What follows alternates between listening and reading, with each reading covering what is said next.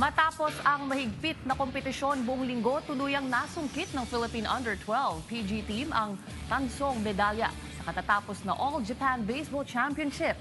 Ang kabuang detalye sa report ni Bernadette Tinoy.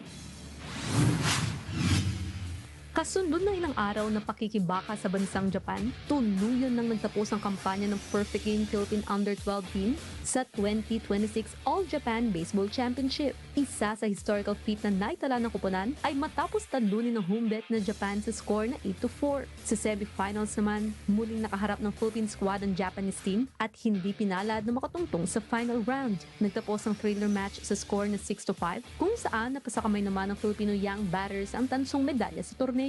Para kay Coach Kyle Villafaña Jr. na isa ring veterano pagdating sa pagpalo at paghampas, malaking bagay ang naging suporta ng mga magulang, coaching staffs at bawat Pilipino para makuha ng kuponan ng bronze medal finish. Kalaban po natin ulit yung Japan team. So sa pangalawang pagkakataon, hindi man tayo pinalad pero yung score lang po natin is 6-5 pero yung game po is sobrang ganda kaya naman po kahit natalo tayo sa semifinals, ayan, nagkaroon pa rin tayo ng bronze medal. So, natapos pa rin natin yung tournament na may pinakita sa buong mundo. Hindi lang sa Japan, hindi lang sa Pilipinas, kung hindi sa buong mundo na tayo mga Pilipino is para sa sports na baseball. Dagdag pa ni Coach Kyle na malaki ang potensyal ng mga Pinoy at Pinay batters na mamayagpag sa international stage. Okay lang mag-fail tayo sa una, dahil yung failure na yon, yun yung magiging lesson natin. Patunayan natin sa buong mundo na yung baseball is para sa Pilipino.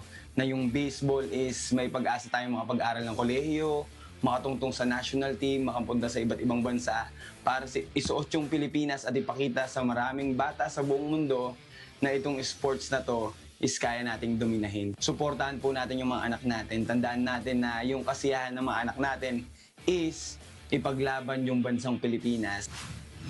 Patuloy din ang pagdiskubre at pag-iengganyo ni Coach Kyle sa mga kabataan na subukan ng nasabing sport.